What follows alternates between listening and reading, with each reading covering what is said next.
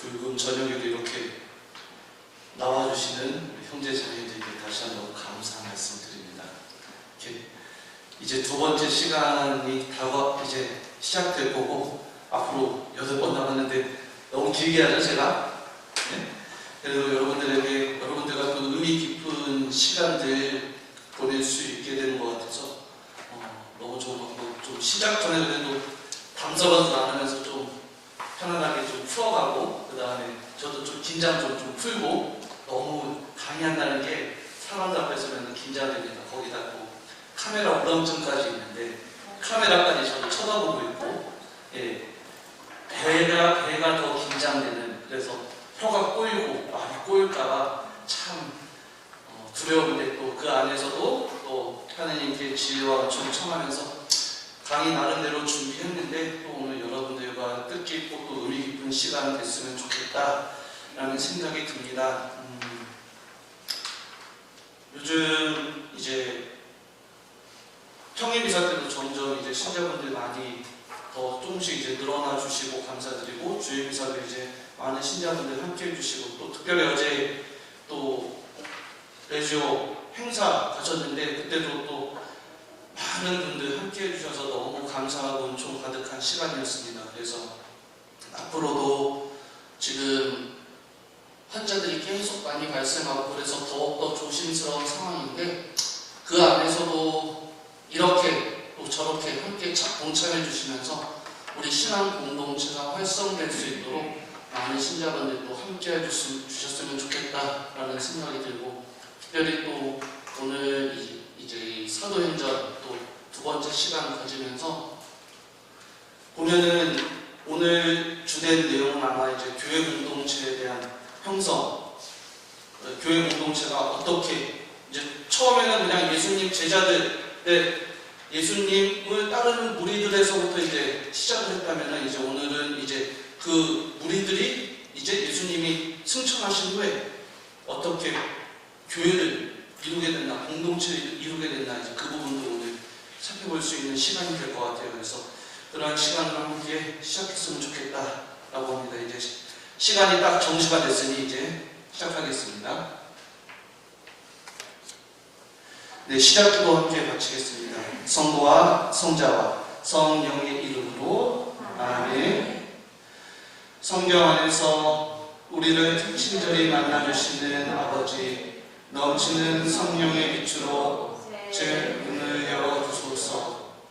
당신의 빛을 보게 하시고 제 길을 열어주시어 당신의 말씀을 듣게 하시며, 제 마음을 열어주시어 당신의 생명을 받아 앉게 하소서.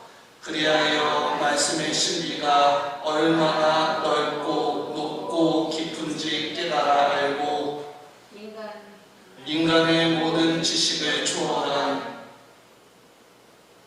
그리스도의 사랑에 대한 뜨거운 감동으로 제 모든 일상생활 가운데 기쁨과 당신의 능력이 빛나게 하여 주시며, 저의 모든 형제들과 함께 당신의 영광을 찬미하게 하소서. 아멘.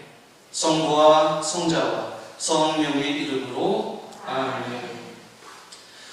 네, 오늘 첫 시간 교회가 이제 처음 탄생하게 됐다라는 시작을 이제 우리가 살펴볼 수 있게 되는데요. 신약 성경 안에서 유대인들에게 이 가톨릭 그리스도인들이라는 그 모임은 하나의 분파처럼 예수님을 따라다니면서 예수님의 가르침을 배웠던 무리다 라고 이스라엘 사람들은 그렇게 생각을 했습니다. 그래서 예수님을 그냥 따라다녔던 사람들의 무리, 그리고 예수님께서 회당에서 사람들에게 가르침을 줬던 그 가르침 그대로 살아가려고 했던 무리들이라고 생각을 했습니다. 그래서 그 시대에 어떤 사람들이 있었냐라고 한다면, 예전에 뭐라고 해야 될까요?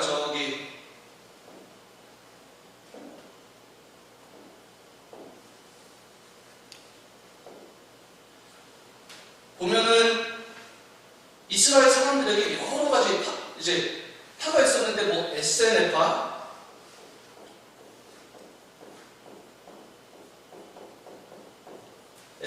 뭐 그다음에 뭐 광야의 뭐 꿈난 공동체라고 해서 뭐 이제 그런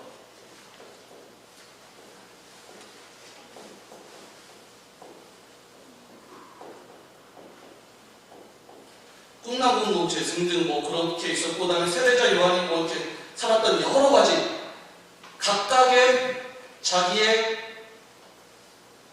형식대로 어떤 하느님을 따르고자 했던 그런 많은 사람들의 무리가 있었습니다. 그런 무리처럼 이스라엘 사람들이 예수님을 따르던 이 그리스도인들은 하나의 예수 그리스도를 따르는 무리들이라고 그렇게 생각을 했었습니다. 그랬는데 이런 예수님을 따르던 무리들이 이제 예수님의 승천 이후에 하나의 조직, 공동체로 만들어갑니다. 그러면서 교회라고 자신들을 이제 지칭하기 시작합니다. 에클레시아, 교회라고 지칭하기 시작하는데, 이 교회라는 공동체가 어떻게 탄생됐느냐라는 부분을 이 사도행전 2장의 첫 시작에서 우리에게 알려주고 있습니다. 그렇다면 이 교회가 어떻게 탄생됐느냐, 이 교회의 탄생에 대한 요소를 사도행전에서는 이렇게 알려주고 있습니다. 오순절에 성령 강림, 그리고 하느님의 말씀, 그리고 세례, 그리고 성찬의 전례, 이러한 네 가지의 예식들이 깃들이 이제 그 공동체 안에서 자리 잡아가기 시작하면서 그들이 이제 교회, 자신들을 교회라고 지칭하고, 그러면서 가톨릭 그리스도인들이 교회 공동체가 탄생하게 되고 그 교회 공동체를 이루게 된다. 사도들을 중심으로 해서 그 교회 공동체를 이루게 된다라는 것을 이 사도행전의 말씀에서 우리에게 전해주고 있습니다. 그렇다면 이제 이 오순절 성령 강림은 어떤 내용이냐? 사도행전 2장 1절부터 6절의 말씀을 보면 이렇게 시작됩니다. 오순절이 시작되었을 때 그들은 모두 한자리에 모여 있었다. 그런데 갑자기 하늘에서 거센 바람이 부는 듯한 소리가 나더니 그들이 앉아있는 온 집안을 가득 채웠다. 그리고 불꽃 모양의 혀들이 나타나 갈라지면서 각 사람 위에 내려 앉았다. 그러자 그들은 모두 성령으로 가득 차 성령께서 표현의 능력을 주시는 대로 다른 언어들로 말하기 시작하였다. 여기에서 두 가지 이제 교회의 성립에 대한 두 가지 요소가 나타나는데요. 일단은 성령의 강림. 예수님께서 약속하신 것처럼 나는 이제 너희들 곁을 떠나지만 너희들에게 협조자 성령을 보내주시겠다라는 그 예수님의 약속이 바로 이 자리에서 사도들에게 이루어지고 있음을, 그리고 그들이 다른 것이 아니라 예수님을 기억하기 위해서 한 자리에 모여서 기도하게 되고 예수님의 말씀을 기억하게 되는데, 그때에 많은 사람들이 예루살렘으로 이제 모이게 되는데 각기 다른 지역의 언어들로 하느님 예수님의 말씀을 가르침을 전해 들었다. 하느님의 말씀이 그 자리에 복음이 선포됐다. 라는 부분을 바로 이 부분에서 살펴볼 수가 있게 됩니다. 그리고 각기 다른 지방말로 그 예수님의 가르침, 하느님의 말씀을 전해 듣자 많은 사람들이 그 가르침을 깨닫게 되고, 그래서 그들은 베드로의 설교를 듣게 됩니다. 오순절 베드로의 설교를. 그래서 오순절 베드로의 설교를, 하느님의 말씀을 듣고 나서 그들은 큰 깨달음을 얻고 나서 바로 베드로에게 우리가 세례를 못 받을 이유가 뭡니까? 라고 청하면서 세례를 받게 됩니다. 그러면서 거기 모였던 모든 사람들이 교회 공동체라는 것을 이루게 되고, 그리고 다 함께 예수님께서 제정하신 최후의 만찬의 미사, 성찬의 전례에 함께 참여해서 예수 그리스도의 몸과 피를 함께 나누고 교회 공동체를 이루게 된다라는 부분을 이 사도행전 처음 부분에서 들려주고 있습니다. 그래서 이 부분이 우리에게 중요한 이유는 교회 공동체가 온전히 본연의 모습으로 살아가기 위해서는 다 함께 모여서 기도하는 모습이 우리에게 필요하고, 오늘 이 사도들의 모임처럼 모두 함께 오순절에 모여서 다 함께 기도하고 있었다라고 합니다. 한 방에서 그렇게 기도하는 모습이 우리에게 필요하다. 그와 함께 더불어서 그렇게 기도했을 때 우리에게 성령의 은총이 함께 내리기 청하는 모습이 또 우리에게 필요하다. 성령의 은총이 우리와 함께 해야 된다. 성령의 도우심과 성령에 가득 찬 삶으로 우리가 살아갈 수 있을 때 거룩하게 변모화되고 성화돼서 복음을 선포할 수 있는 삶이 된다. 그 교회 공동체의 구성원으로서 살아갈 수 있는 기본적인 모습이 마련될 수 있다. 그와 함께 더불어서 하느님의 말씀을 선포할 수 있는 용기가 생기게 된다는 거죠. 오늘 사도들이 자신들이 입으로 배우지도 않았던 언어들을 말할 수 있는 그러한 능력이 생겼다라는 것. 어찌 보면 다르게 해석을 하자면 그들이 다른 언어를 말하는 사람들 앞에서도 두려움 없이 담대하게 복음을 전할 수 있는 용기를 하나님께서, 예수 그리스도께서 채워주셨다. 성령의 능력으로. 그렇게 우리가 묵상하면서 알아들을 수도 있을 것입니다. 그러한 모습으로서 하느님의 영이 그렇게 담대하게 전해졌고, 그러면서 그러한 깨달음을 얻었을 때 많은 사람들을 독려해서 하느님의 자녀로서, 그리스도인으로서 새롭게 태어날 수 있도록 세례를 권고하고 세례를 받도록 해주는 그러한 세례가 끊이지 않고 이어지는 모습이 우리 교회 공동체에 필요하다. 그러면서 하느님의 자녀로서, 예수 그리스도의 형제 자매로서 우리의 영혼을 살찌우는 성찬의 전례를 지속적으로 거행할 수 있는 모습이 교회 공동체에 필요하고, 많은 그리스도인들이 이 성찬의 전례에 빠지지 않고 참여할 수 있도록 노력해야만, 바로 그래야만 이 교회가 계속 탄생이 되고 지속될 수 있다라는 부분을 이 사도행전의 말씀에서 우리가 살펴볼 수가 있게 됩니다. 그렇다면 이제 이 오순절 성령 강림 사건에 대한 의미에 대해서 한번 우리가 생각해 볼 수 있어야 되겠습니다.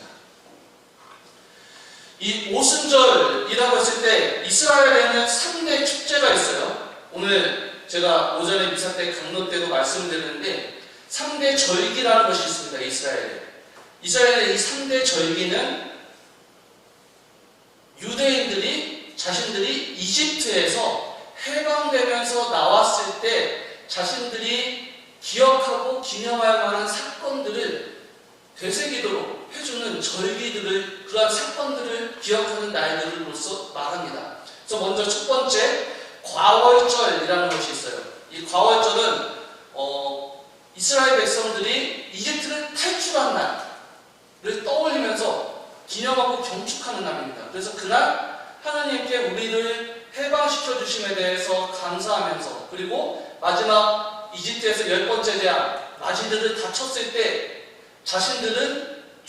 자신들의 자녀들은 죽음에서 건너가도록 해주시고, 그리고 자신들을 홍해바다에서 건너가도록 해주신 그러한 모든 사건들을 기억하고 기념하면서 이 가월절에 자신들이 이집트에서 조상들이 떠나올 때 행했던 파스카 만찬 예식, 그래서 나물과 고기를 이렇게 삶아서 급하게 먹고, 그리고 이제 떠나오는 그러한 장면들을 되새기는 장면을 하는 그러한 예식을 하는 것이 바로 이 과월절에 있습니다. 그러면서 그날을 감사하기 위해서 또 이스라엘 사람들은 예루살렘에 모여서 하느님께 제물을 바치면서 지냈던 그러한 모습이 바로 이 과월절이라고 합니다. 그 함께 더불어서 두 번째로 오순절이라는 날이 있는데, 이 오순절은 이스라엘 백성이 이집트를 탈출한 다음에 약속된 땅에 가서 밀을 심었어요. 그러고 나서 첫 수확을 했을 때 밀을 이렇게 50일 수확을 하고 나서 이 수확에 대한 추수에 대한 감사에 대해서 하느님께 예물을 바쳤던 날입니다. 그래서 본인들이 이 다른 말로는 77절이라고도 하는데 이 과월절 다음 49일째 되는 날이 바로 오순절이라고 합니다. 그래서 이 과월절 다음에 50일째 되는 그러한 이 오순절에 이스라엘 사람들은 첫 수확에 대한 기쁨을 하느님께 감사하면서 예물을 바치고 성전에 예물을 바치고 기도하는 날로서 감사의 표를 하게 됐고, 또 이날은 특별히 어떤 의미냐라고 했을 때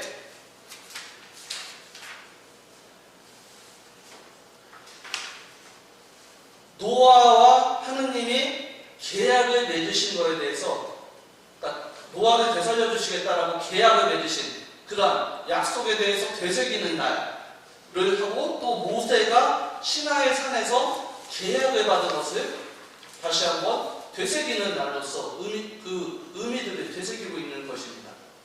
그래서 이스라엘 백성들에게 어찌 보면 하느님의 구원 약속이 이루어짐에 대해서 그 되새기는 날로서 떠올리는 것이 바로 이 오순절이다 라고 이야기합니다. 그리고 마지막으로 초막절이라고 있는데, 이 초막절은 이스라엘 백성들이 이집트를 탈출한 다음에 40년 동안 광야에서 지내면서 천막을 치고 지내면서 자신들의 그 약속된 땅으로 걸어갔던 여정을 되새기는 날로서 지내고 있는 것은 바로 이 초막절이다 라고 이야기할 수 있습니다. 그런데 이 오순절에 오늘 이 사도행전에서 특별히 전해주는 의미는 많은 사람들이 그곳에 기도하러 모였다 라고 이야기합니다. 그것은 어떤 의미냐라고 했을 때, 무엇인가 하느님께서 많은 것을 베풀어 주도록 사람들을 불러 모으셨다. 어찌 보면 이스라엘의 문화로서 봤을 때는 희년, 어떤 기쁨을 하느님 주신 기쁨의 은총에 감사하는 모임을 하기 위해서 많은 사람들이 모인 것을, 그 희년을 상징하는 의미로서 받아들일 수 있습니다. 바로 그러한 희년에 하느님께서는 이전에 아담과 하와의 허물 때문에 원죄를 통해서 첫 벌을 주셨다면, 이 희년은 용서와 화해의 의미를 뜻합니다. 그러면서 많은 사람들이, 그리고 바벨탑에서 여러분들 많은 사람들이 언어가 통일돼서 이제 나는 하느님과 동등해져야 되겠다 해서 바벨탑을 쌓았다라는 어떤 구약의 성경 말씀을 들었을 거예요. 그래서 그들이 똑같은 언어로 하느님을 넘어서려고 하는 잘못을 지었기 때문에 그들의 언어를 틀어뜨려 버려야 되겠다라고 해서 모든 사람들의 말이 서로 달라서 알아들을 수 없게 됐다라고 했습니다. 그랬는데 오늘 이 사도행전에서는 성령의 은총으로 모든 사람들이 각기 다른 언어로 하나의 복음 말씀을 듣게 되었다. 그래서 그들이 이전에 하느님을 뛰어넘으려고 했던 잘못을 범했다면, 이번에는 하느님께서 용서와 화해를 통해서 그들에게 구원을 주는 진리의 소식을 각기 다른 언어로 하나의 진리를 그들에게 선물해 주셨다. 성령의 은총으로. 바로 그러한 내용으로서 또 이 내용들을 살펴볼 수가 있게 됩니다. 그러면서 이 성령이 교회를 통해서 주어짐으로써 구원을 이루도록 해준다라는 그 역할을 보여주는 것이 바로 이 성령 강림 사건의 가장 큰 의미다라고 말할 수 있습니다. 즉, 교회가 설립되고 그 교회를 통해서 성령의 활동을 통해 사람들에게 구원의 계획이 전해지게 되고 구원을 이루도록 해준다라는 것이 바로 이 성령 강림 사건의 가장 큰, 이 사도행전에서 가장 큰 의미다라고 말할 수 있습니다. 그래서 교회를 탄생시키고 그와 함께 더불어서 교회의 구원의 은총을 전할 수 있는 그런 활동이 성령을 통해서 이루어지고 있다라고 이야기합니다. 그래서 이 교회의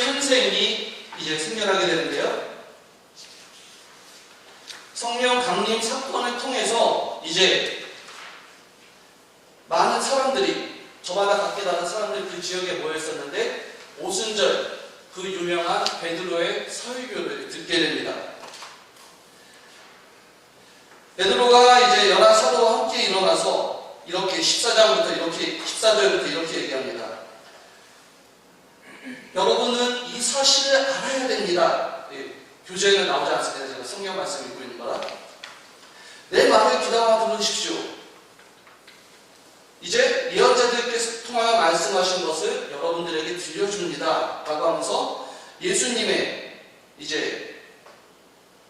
통해서 구원을 받게 되리다 라는 소식을 들려줍니다. 그래서 이렇게 얘기합니다. 베드로서는 이스라엘인 여러분, 이 말을 들으십시오.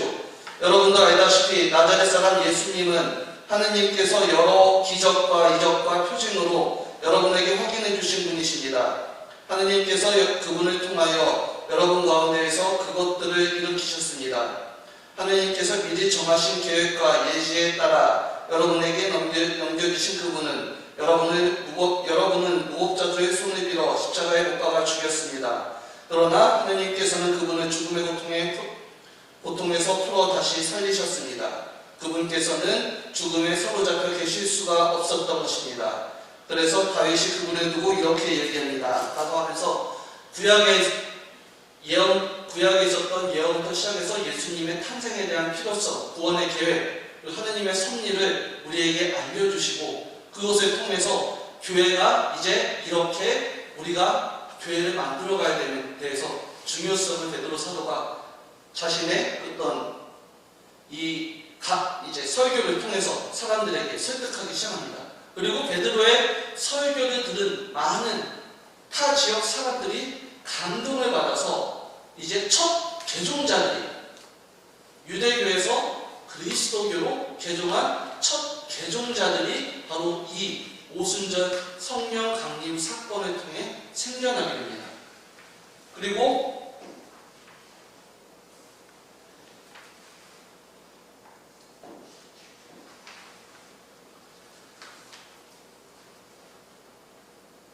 개종자들이 생겨서 하나님의 말씀을 통해서 개종을 하게 되고 그리고 그들이 다 함께 모여서 이제 성찬의 전례를 함께 행하면서 하나님께 감사를 드리고 이제 각자의 지역으로 첫 신자 공동체의 생활을 하고 있음을 바로 이 교회의 탄생이라는 사도행전 2장 부분을 통해서 우리에게 들려주고 있습니다.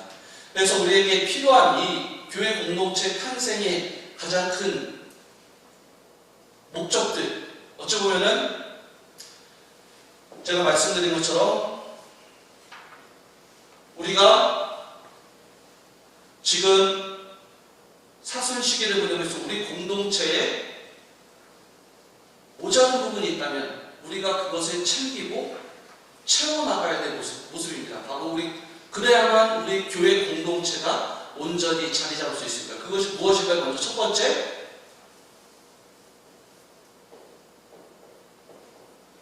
다 같이 모여서 기도했다라고 했습니다. 기도하는 모습이 우리에게 필요하다. 지금 기도를 하고 있지 않다면,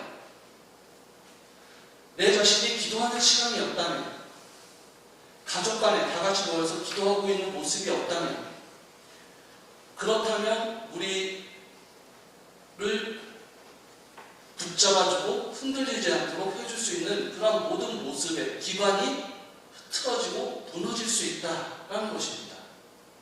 코로나 시대에 질병의 두려움 때문에 내가 성당에 가지 못할 수 있습니다. 또 여러 가지 걱정과 염려 때문에 사람들을 만나지 못하는 거 있을 수 있습니다. 하지만 그 안에서 할 수 있는 것이 딱 한 가지 있다면 바로 기도일 것입니다. 우리가 기도를 하지 않는다라고 하면은 신자로서의 본분을 잊어버리게 됩니다.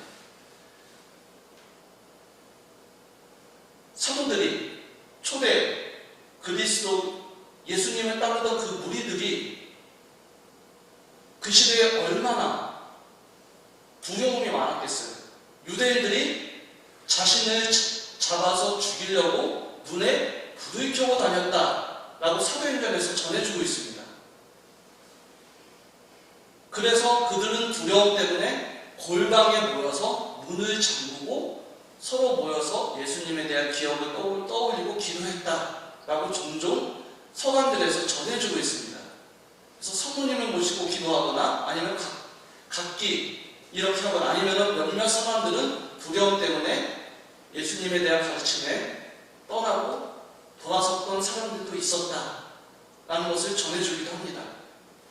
죽음에 대한 두려움이 있었는데 그들이 무너지지 않고 흐트러지지 않고 예수님께 대한 믿음을 지속할 수 있었던 가장 큰 이유는 그들이 함께 모여서 기도했기 때문에, 그 기도가 기반이 됐기 때문에 신앙의 기준이 돼서 그들이 공동체를 무너지지 않고 존립할 수 있었다.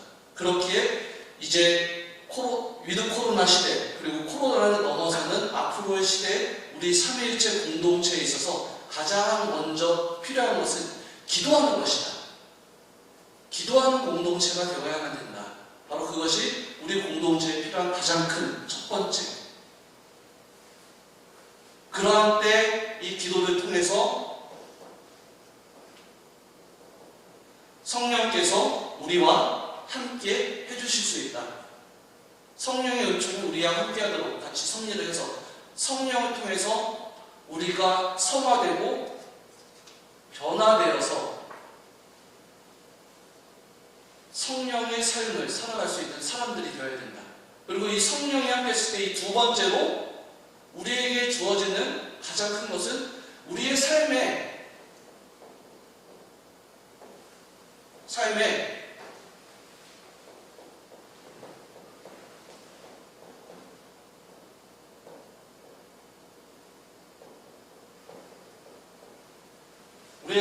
하느님 말씀이 자리하게 된다.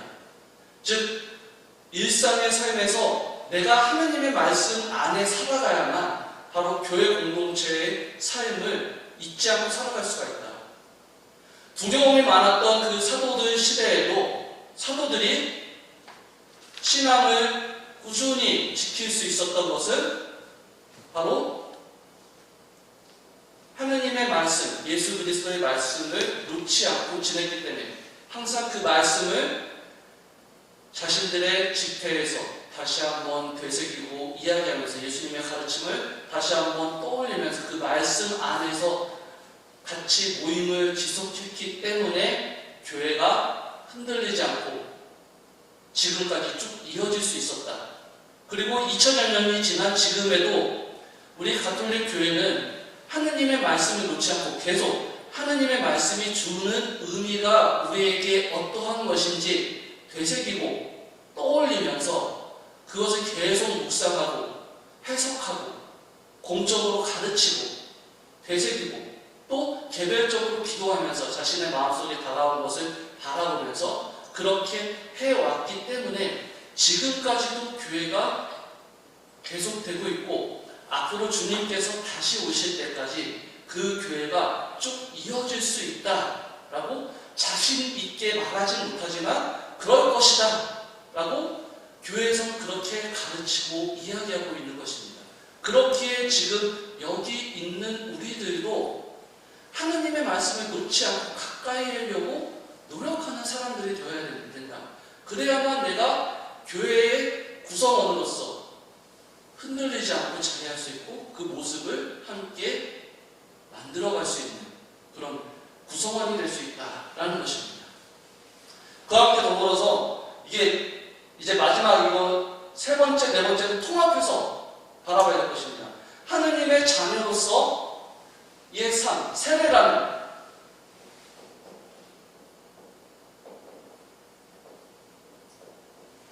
하느님 자녀로서의 삶.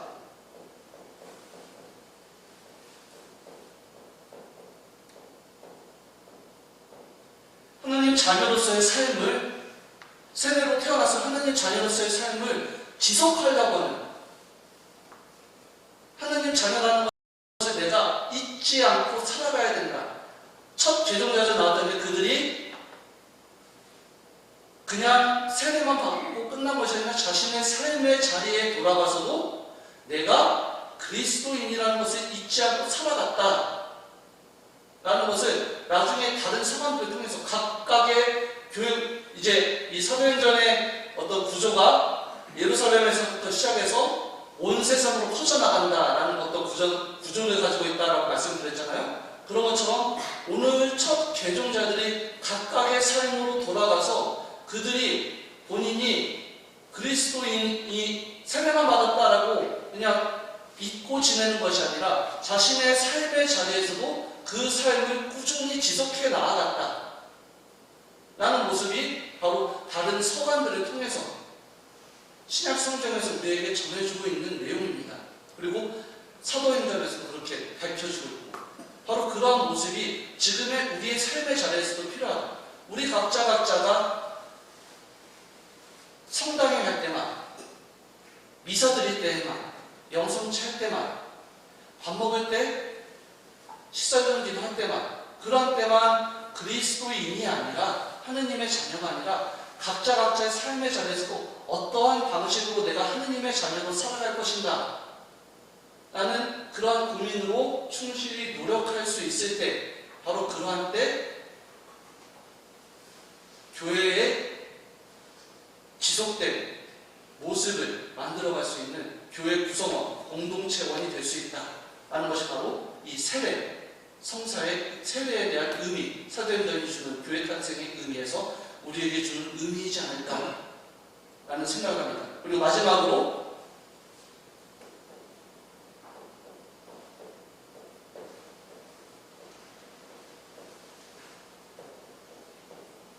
이 성찬의 전례, 누군가는 가끔씩 주일미사만 빼먹지 않고 참석하면 된다. 그것이 바로 신자의 의무다. 그런데 그 의무가 왜 주어졌는지 잊어버릴 때가 많아요. 왜 주일미사를 참석하라고 할까요? 가장 큰 이유는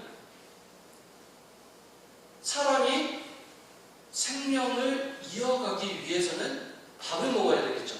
영양분이 필요하죠. 그렇다면 하느님의 자녀가 하느님의 자녀로서의 구원의 삶을 이어가기 위해서는 하느님의 말씀을 끊임없이 듣고 하느님께서 주시는 구원의 양식으로 나를 채워야만, 그래야만 하느님의 자녀로서의 삶을 꾸준히 이어갈 수가 있다. 바로 그 영혼의 양식을 채워주고 생명의 양식을 채워주는 바로 그 자리가 이 성찬의 전례를 통해서 우리에게 이루어지고 있다. 성찬의 전례 때 우리는 참석해서 하느님의 말씀을 듣고 강론을 듣고 그 안에서 깨달음을 얻게 됩니다. 바로 그 자리들을 통해서 우리가 하느님의 자녀로서 살아가야 될 지혜와 삶의 방식에 대해서 다시 한번 되새기고 떠올리게 됩니다. 그와 함께 더불어서 성찬의 전례 때 영성체를 통해서 생명의 양식을 예수 그리스도와 일치하는 시간을 갖게 됩니다. 예수 그리스도와 실제적인 일치를 통해서 우리가 거룩하게 변화될 수 있는 은총을 또 힘을 받게 되고 일상의 삶으로 돌아가서도 내가 하느님의 자녀로서 그리스도인으로서 살아갈 그러한 지혜와 힘을 얻게 되는 것이 바로 이 성찬의 전례를 통해서 이루어진다. 그렇기에 교회 공동체 안에서 잊지 않고 우리가 꼭 실행해야 될 4가지의 원칙이 있다면 바로 이 원칙이지 않을까라는 생각합니다. 그래서 우리 삼위일체 공동체 내에서도 바로 이러한 원칙을 통해서 우리가 함께 신앙생활을 했으면 좋겠다라고 말씀을 드리고 있습니다. 그래서 잠시 쉬어가는 시간으로 제가 참 좋아하는 영화이고 좋아하는 노래인데 함께 여러분들하고 이렇게 나눠봤으면 좋겠습니다. 그래서 이 노래의 제목은 주의 손 뒤에 받아들이는 자라는 노래인데 가사와 함께 좀 이렇게 들어보시면 참 좋겠습니다.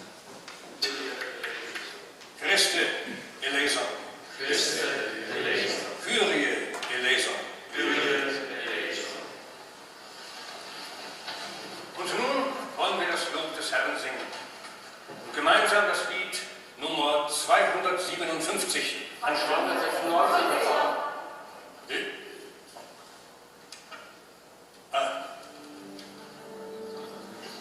Ja, also 296.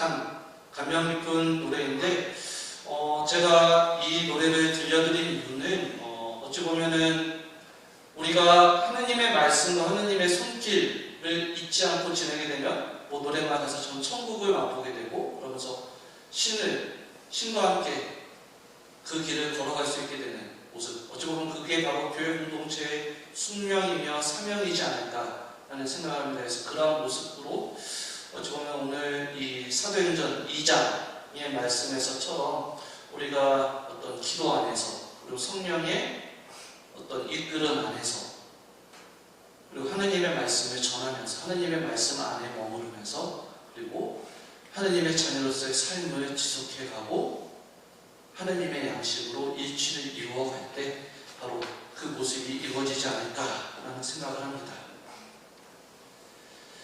그래서 이제 말씀 타임, 진리 타임 해서 주님의 말씀을 이렇게 나누도록 해보도록 하겠습니다. 사도행전 3장 1절에서 사도행전 2장 1절에서 10절 말씀입니다. 제가 오타가 나는데 2장 1절에서 10절 말씀. 오순절이 되었을 때 그들은 모두 한자리에 모여 있었다. 그런데 갑자기 하늘에서 거센 바람이 부는 듯한 소리가 나더니 그들이 앉아있는 온 집안을 가득 채웠다. 그리고 불꽃 모양의 혀들이 나타나 갈라지면서 각 사람 위에 내려 앉았다. 그러자 그들은 모두 성령으로 가득 차 성령께서 표현의 능력을 주시는 대로 다른 언어들로 말하기 시작하였다. 그때에 예루살렘에는 세계 모든 나라에서 온 독실한 유다인들이 살고 있었는데 그 말소리가 나자 무리를 지어 몰려왔다. 그리고 제자들이 말하는 것을 저마다 자기 지방 말로 듣고 어리둥절해하였다. 그들은 놀라워하고 신기하게 여기며 말하였다. 지금 말하고 있는 저들은 모두 갈릴레아 사람들이 아닌가?